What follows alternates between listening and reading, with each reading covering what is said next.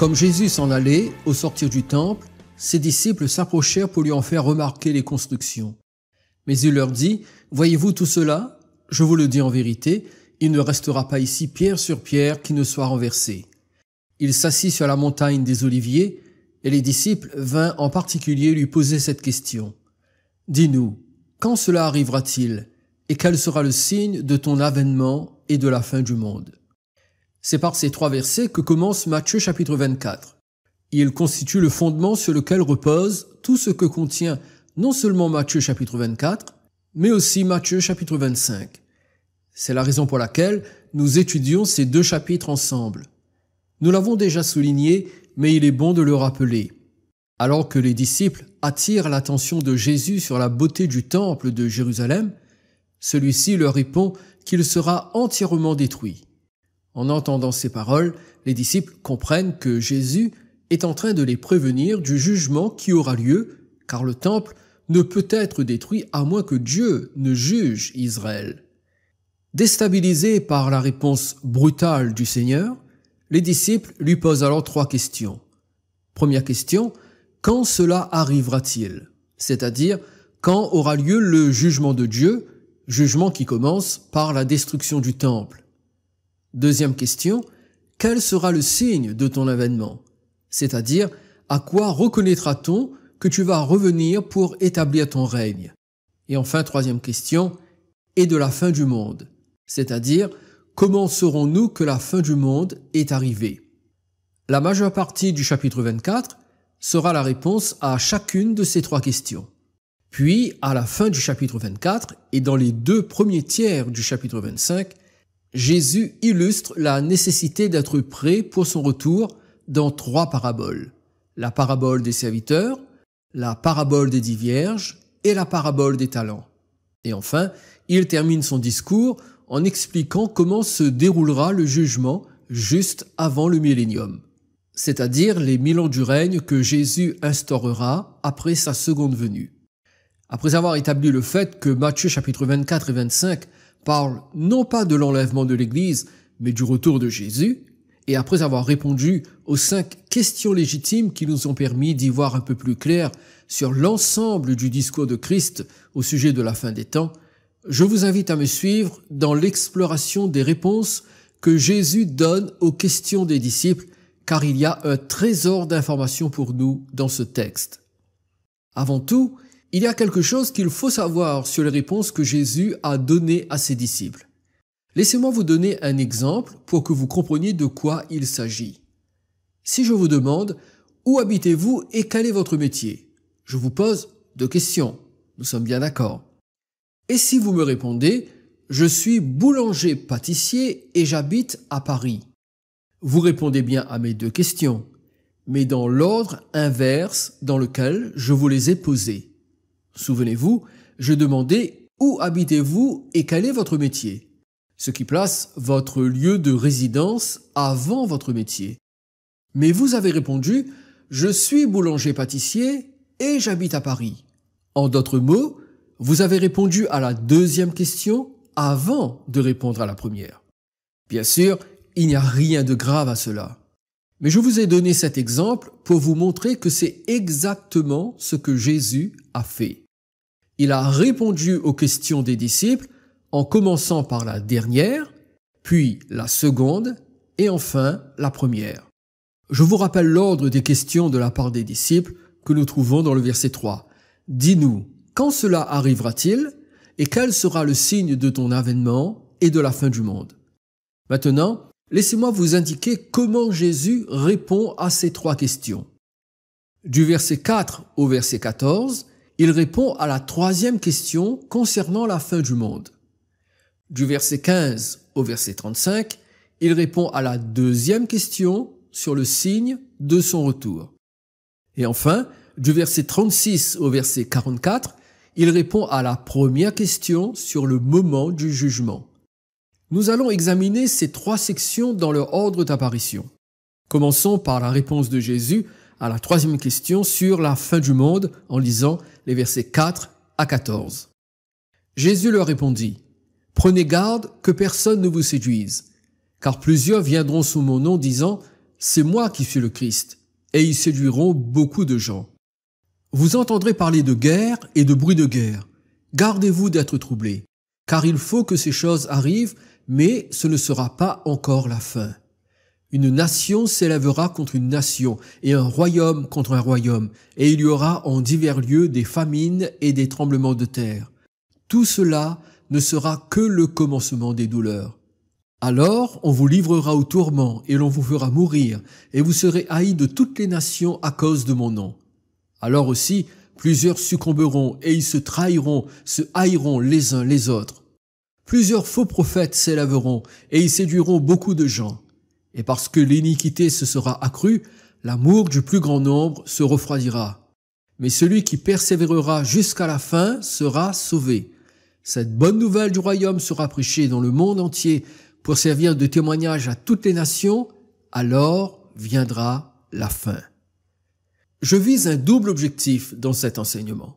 Premièrement, vous montrer que ce que Jésus dit dans ces versets ne décrit pas ce que nous sommes en train de vivre actuellement. Et deuxièmement, vous montrer que la prophétie de Jésus dans notre texte est confirmée par le livre de l'Apocalypse.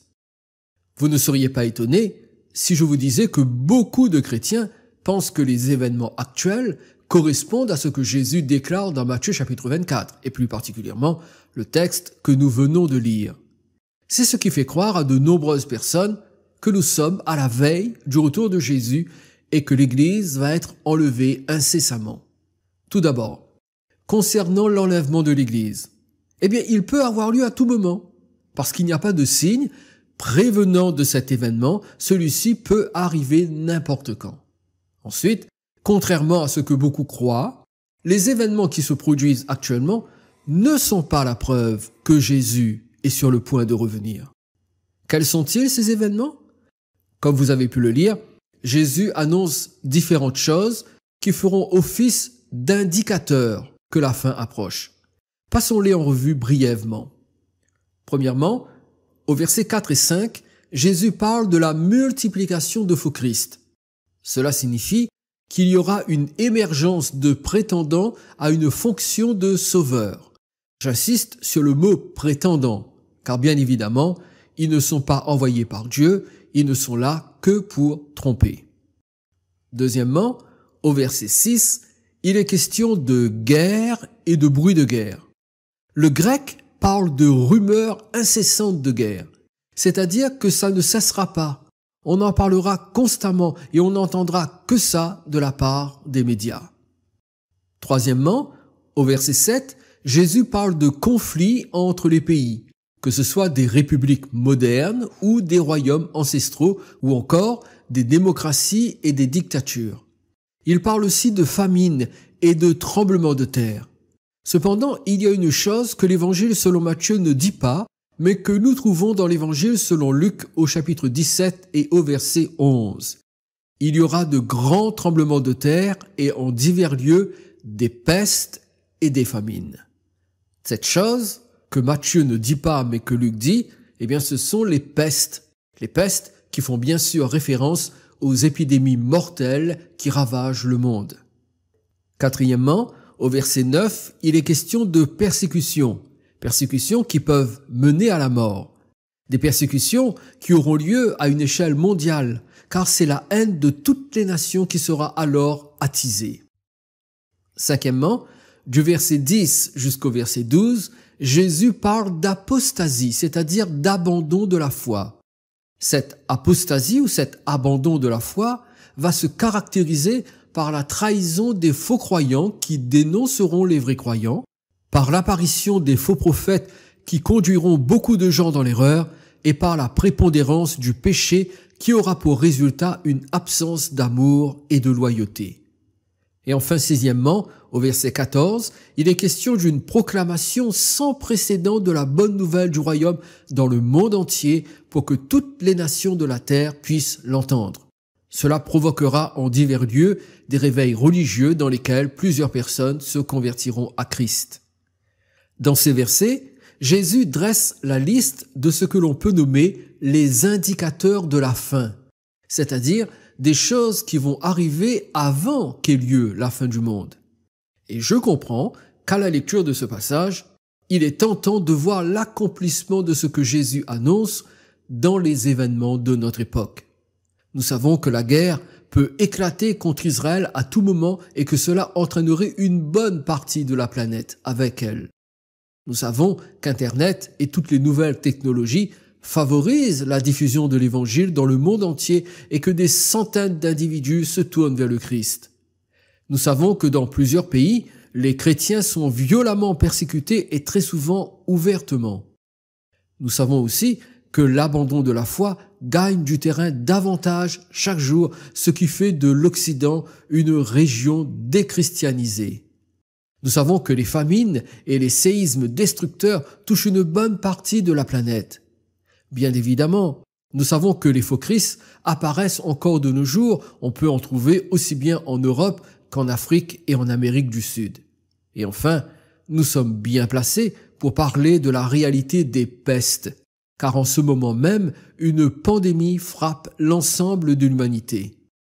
Ce que nous croyons appartenir au passé est bien présent aujourd'hui. Une épidémie paralyse l'ensemble de la planète et même si en certains endroits on a commencé le déconfinement, la menace est toujours là et nous ne savons pas de quoi sera fait demain. Cette pandémie a été si subite et si brutale que beaucoup de chrétiens ont immédiatement pensé à ce que Jésus a dit dans Luc chapitre 21 verset 11. Il y aura des pestes. Le rapprochement est vite fait avec l'imminence de la fin du monde. Mais voyez-vous, tout ce dont Jésus parle dans les versets que nous venons de citer, tous ces indicateurs de la fin, ne se sont pas encore produits et ne sont pas non plus en train de se produire. Je sais, tout semble indiquer que nous y sommes, surtout la pandémie du moment. Mais ce n'est pas le cas. Tous ces événements dramatiques appartiennent encore au futur et je vais vous le prouver. Tout d'abord, tous les phénomènes dont Jésus parle dans notre texte ne sont pas inédits. Ils ne sont pas nouveaux, ils ont toujours existé. Depuis 2000 ans, il y a toujours eu de faux Christ, des guerres, des conflits nationaux et internationaux, des famines, des séismes dévastateurs, des réveils religieux, des persécutions brutales de chrétiens, des pays frappés par une profonde apostasie et bien entendu, des épidémies meurtrières. Il y en a toujours eu. Ce n'est vraiment pas nouveau. Nous sommes épouvantés par l'épidémie qui sévit actuellement. Mais les épidémies du passé ont été beaucoup plus meurtrières que le Covid-19. Bien sûr, la situation est grave tant du point de vue sanitaire qu'économique, mais cela n'enlève rien au fait que Jésus ne parle pas de ce qui se passe actuellement dans Matthieu chapitre 24.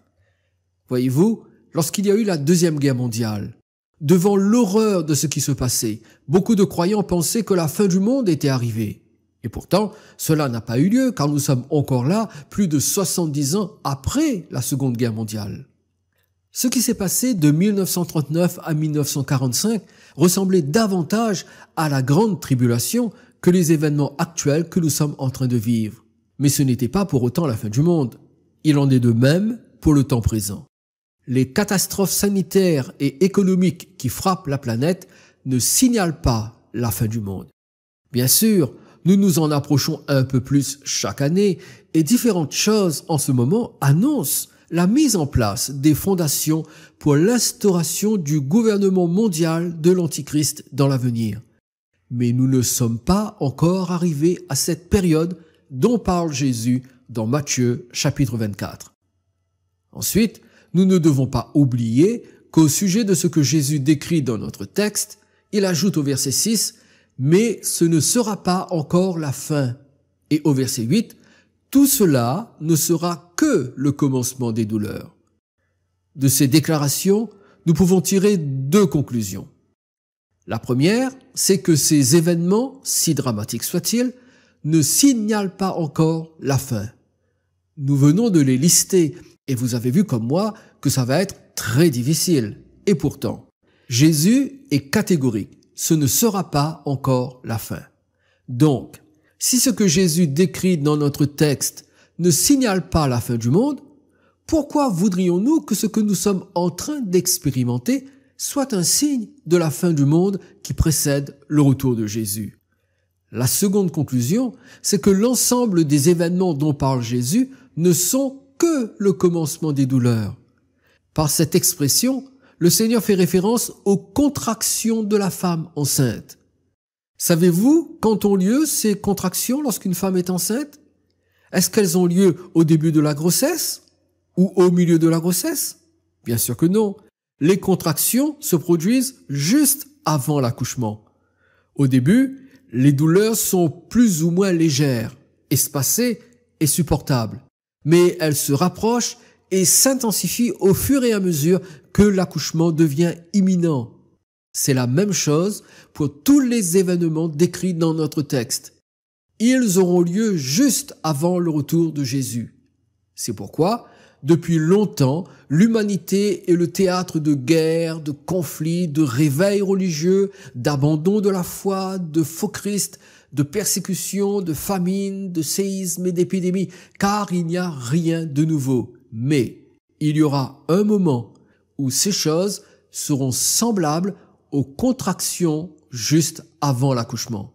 C'est lorsque Jésus sera sur le point de revenir sur terre, mais, je le répète, nous n'y sommes pas encore. Pourquoi puis-je affirmer que nous n'y sommes pas encore, malgré la terrible crise dans laquelle nous sommes en ce moment?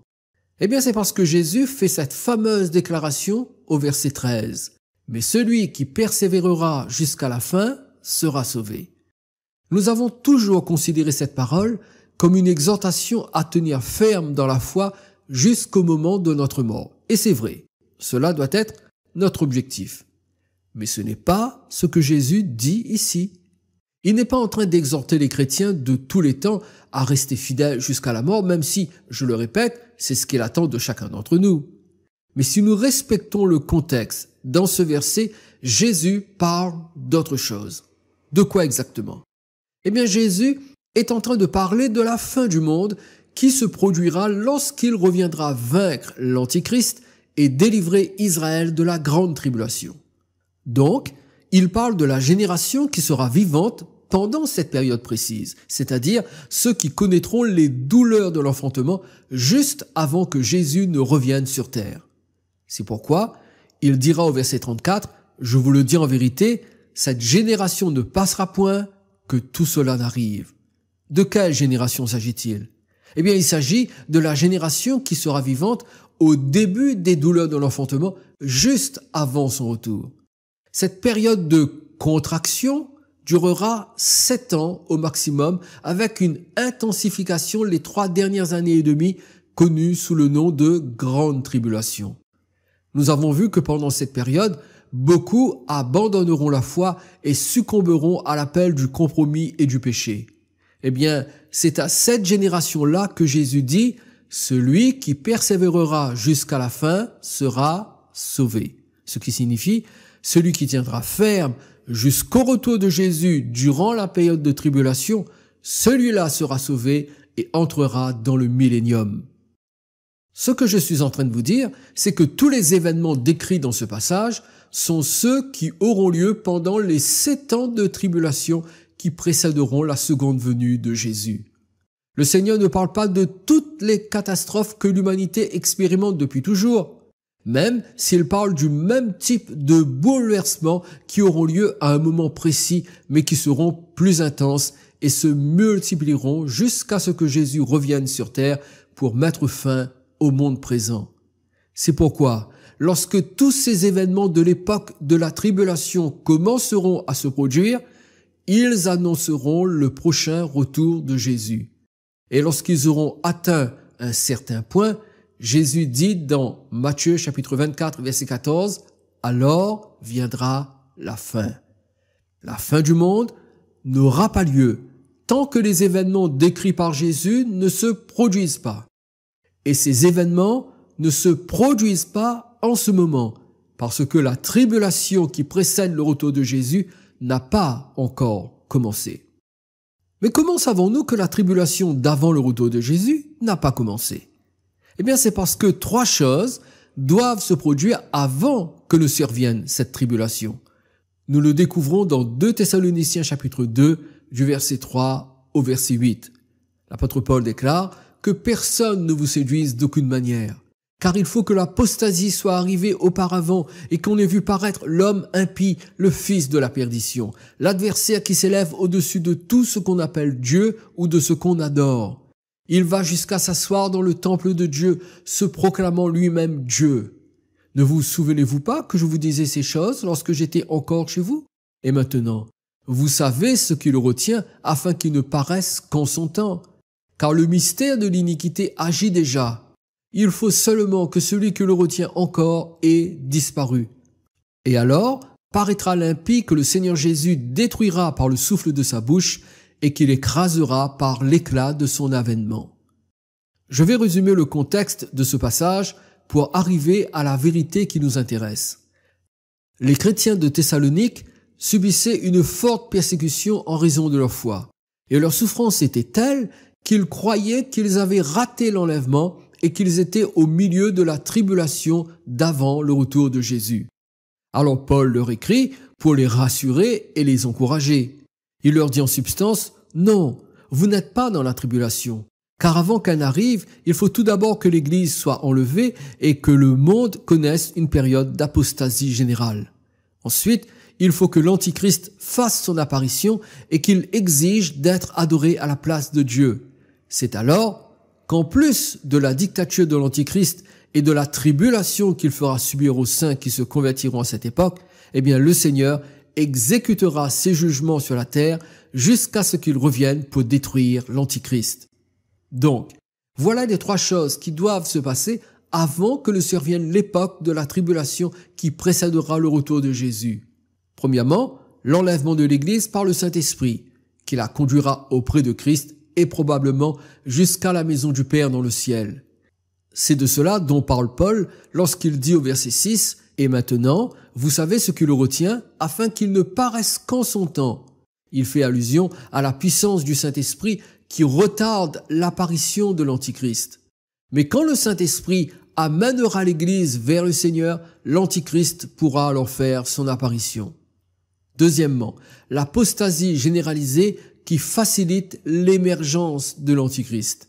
Et enfin, troisièmement, l'apparition de l'Antichrist pour imposer son gouvernement mondial. C'est alors que la tribulation commencera et que les croyants de cette époque connaîtront les douleurs de l'enfantement juste avant la fin. Maintenant, je veux que vous voyiez que cette prophétie de Jésus sur le commencement des douleurs est développée dans le livre de l'Apocalypse.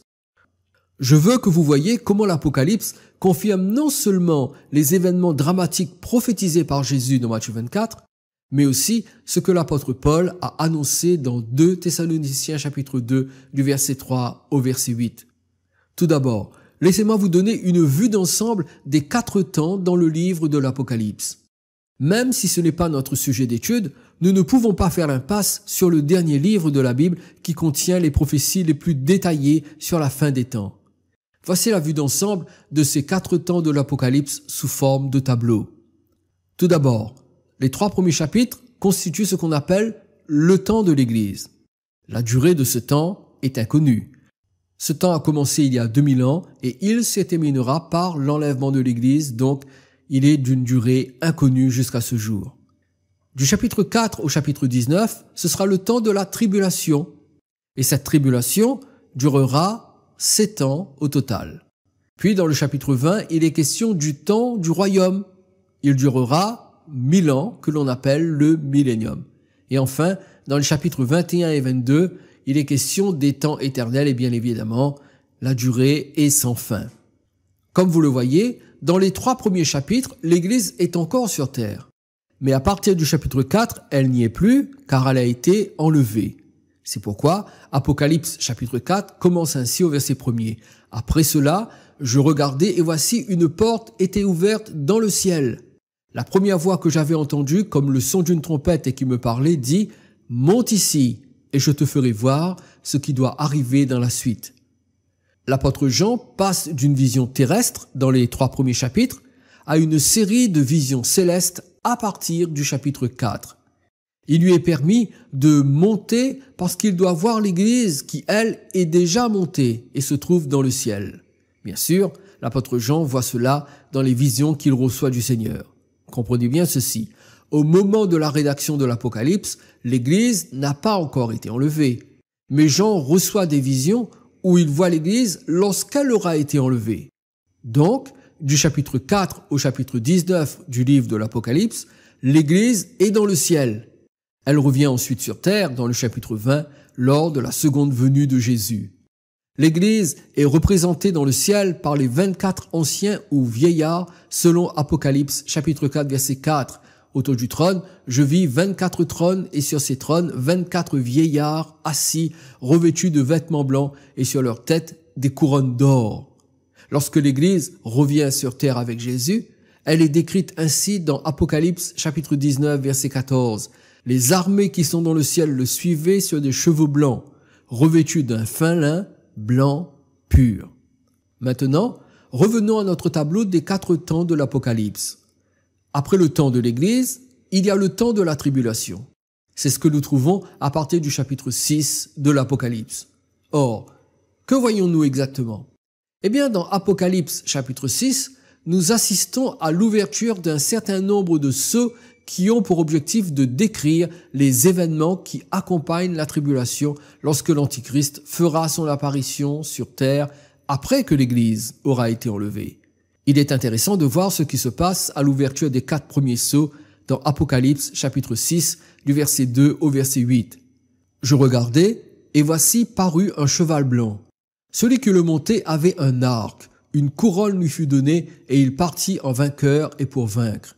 Quand il ouvrit le second sceau, j'entendis le second être vivant qui disait « Viens ».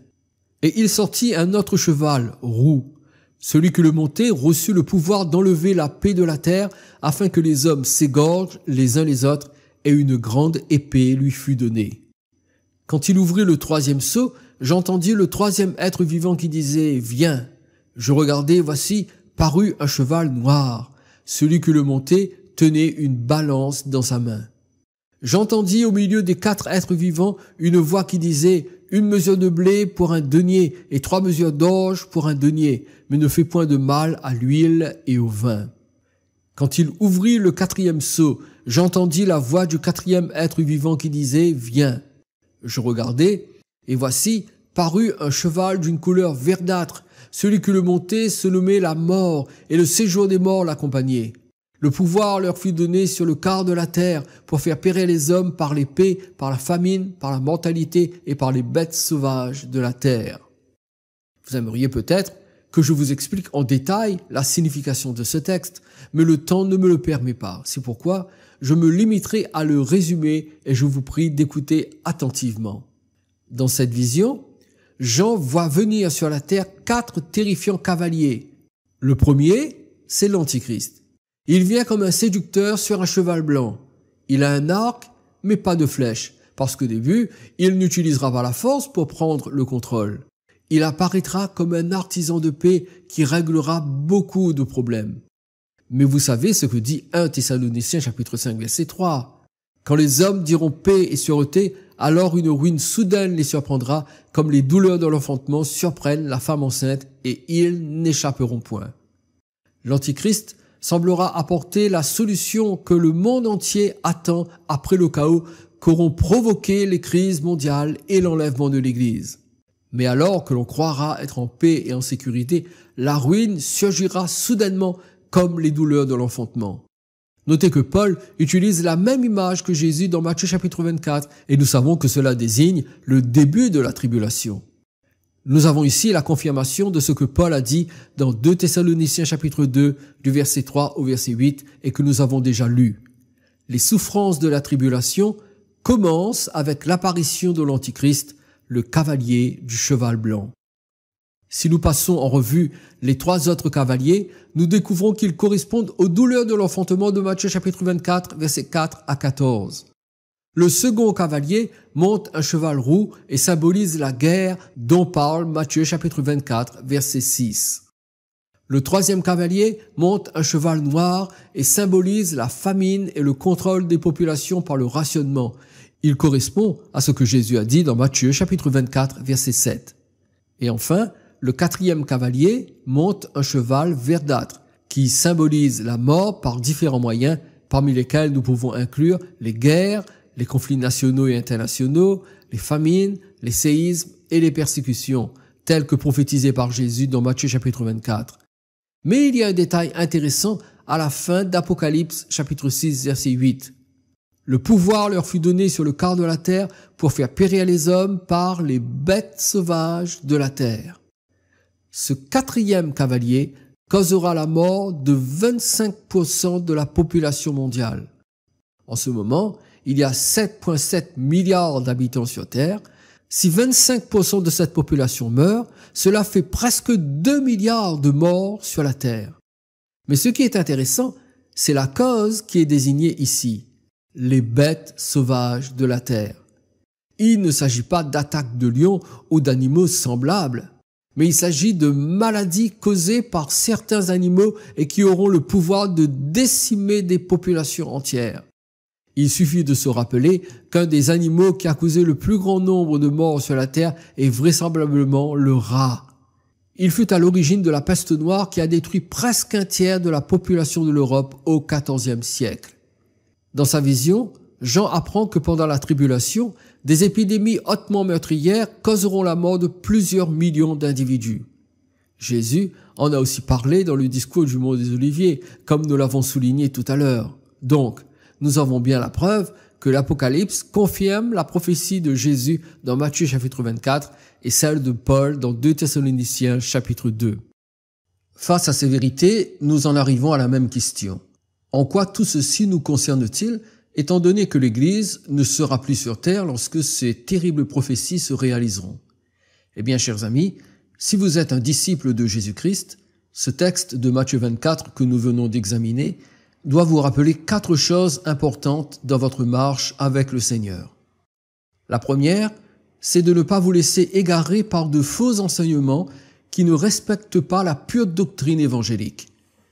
Quand Jésus dit dans Matthieu chapitre 24, verset 4, « Prenez garde que personne ne vous séduise », le grec dit littéralement « Gardez les yeux ouverts et faites attention que personne ne vous trompe et ne vous conduise hors de la vérité ». Cela signifie que les disciples de Jésus doivent s'immerger dans l'étude et la méditation de la parole de Dieu afin de rester ancrés dans la vérité, car la séduction ira en augmentant au fur et à mesure que nous avançons dans le temps. Trop de chrétiens font preuve de naïveté face à la séduction spirituelle, surtout lorsqu'ils font passer leurs émotions avant leur réflexion. Aujourd'hui, la soif de sensation égare grand nombre de croyants de la vérité. Jésus dit « Prenez garde ». La deuxième chose, c'est de faire attention d'être emporté par le désespoir, parce que notre confiance en Dieu est déstabilisée par les situations de crise qui ne manqueront pas de surgir de plus en plus souvent. Jésus a dit dans Matthieu chapitre 24, verset 6, « Gardez-vous d'être troublés, car il faut que ces choses arrivent, mais ce ne sera pas encore la fin. » En d'autres termes, ne paniquons pas devant les événements négatifs, ils doivent de toute façon arriver. Mes amis, la situation de l'humanité ne va pas s'améliorer. L'effondrement est en train de se produire et il est irrémédiable. Ceux qui disent le contraire ne savent pas de quoi ils parlent. D'un autre côté, quand les crises surviennent, n'oublions pas que ce ne sera pas encore la fin.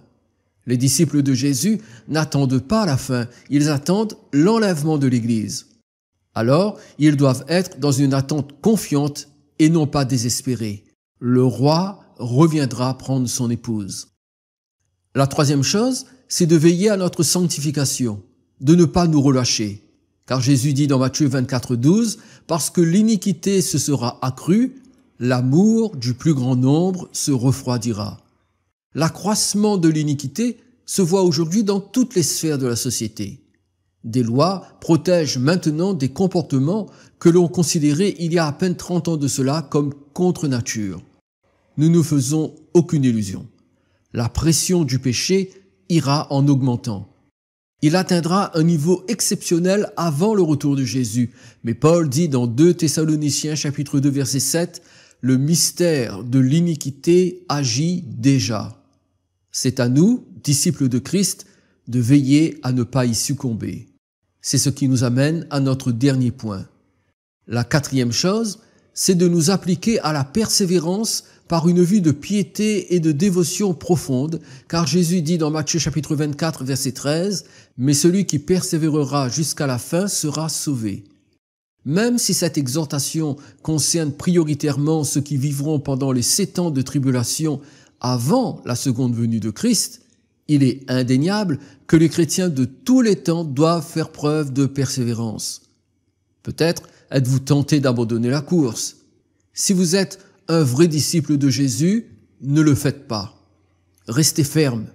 Amenez votre faiblesse à Jésus et suppliez-le de vous garder fidèle. Il le fera si vous êtes son disciple. Cela fait beaucoup d'informations, j'en suis conscient, mais elles étaient nécessaires à ce stade de notre étude. Je le répète, les événements actuels ne correspondent pas à la prophétie de Jésus dans Matthieu chapitre 24. Cependant, ils indiquent à une faible échelle ce que seront les temps de la fin. Oui, des événements terribles se produiront à un moment clé de l'histoire de l'humanité après que l'Église de Jésus-Christ aura été enlevée. Alors, et alors seulement, viendra la fin. Si vous trouvez dramatique ce qui se passe actuellement, faites de telle sorte de ne plus être là lorsque se produiront les catastrophes décrites dans Matthieu chapitre 24. Il n'y a qu'une seule façon d'en être sûr. Acceptez Jésus-Christ comme le Seigneur de sa vie maintenant, afin d'être enlevé avec son Église. Vous pouvez le faire aujourd'hui même. Tournez-vous par la foi vers le Christ. Repentez-vous de vos péchés et soumettez-lui votre vie. Apprenez à vivre avec Jésus et pour Jésus et soyez prêts pour l'enlèvement. Quant à moi, je vous retrouve samedi prochain pour examiner la seconde question concernant le signe du retour de Jésus. En attendant, prenez soin de vous sous le regard bienveillant de Dieu. À bientôt.